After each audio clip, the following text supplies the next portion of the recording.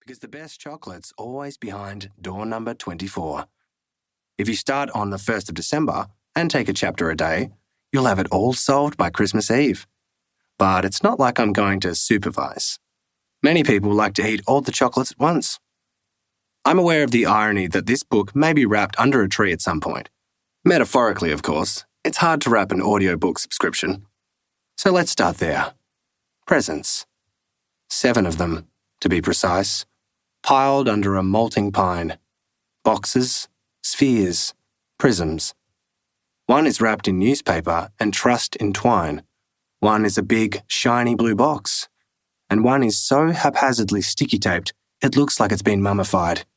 I mention the presents to start us off because it serves as quite a handy who's who around the murders in the chapters ahead.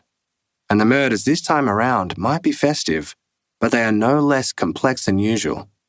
A murder committed without laying a hand, a victim decapitated by a piece of paper, and a suspect covered in blood with no memory of how it got on them. 6 suspects, 7 gifts. Let's open them.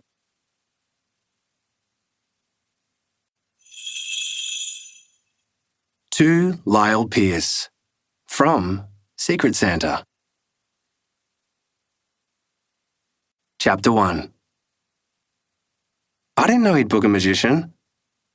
It's saying something, given my recent experiences include the skinning of my right hand and being stabbed in both the stomach and the shoulder, that suggesting my well-meaning but dim-witted Uncle Andy had booked my wedding entertainment might be the thing that led to my demise. Thankfully, a Bluetooth connection and the fact I was driving 100 kilometers an hour away from my fiancée Juliet were keeping me physically safe. I know he means well, Juliet sighed, which made the car's speakers crackle. This is another thing about holiday specials. Sometimes the makers can't afford the whole cast, so several main characters are reduced to voice or pictorial cameos. It doesn't usually apply to books, but here we are. And I want him to be involved, but couldn't you have given him something a little less crucial than the entertainment?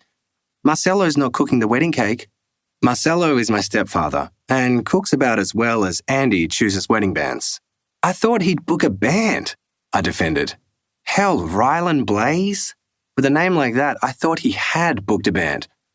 Ryland Blaze was well known enough that Juliet might have caught me out there, had her knowledge of magicians not stopped at Houdini. I only found out this morning.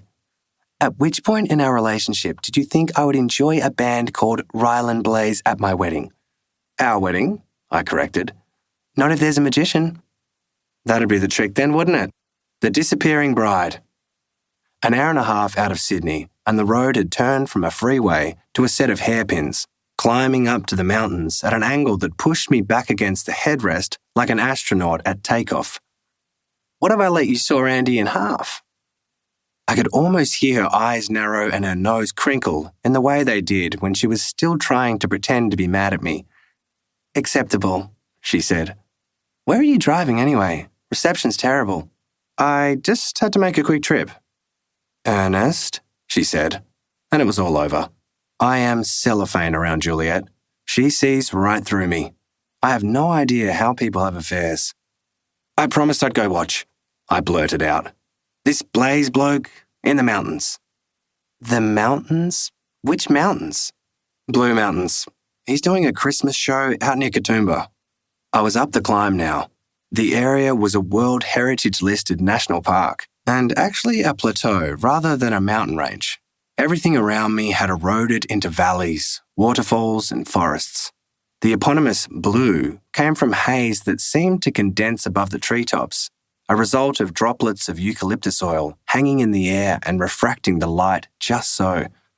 The most famous spot was the Three Sisters, 3 gigantic rock pillars that stand watching over the valley. People say these pillars have distinct personalities, depending on the time of day, from bright happiness to shadowy glowering. If one were to believe they were women personified, perhaps dusk, when the rocky features were overcast and dour, was when they'd be notified of a magic act at their wedding. I know it's dumb, I continued. This part of my alibi would hold up if she glimpsed our bank accounts. I had booked a seat at the show.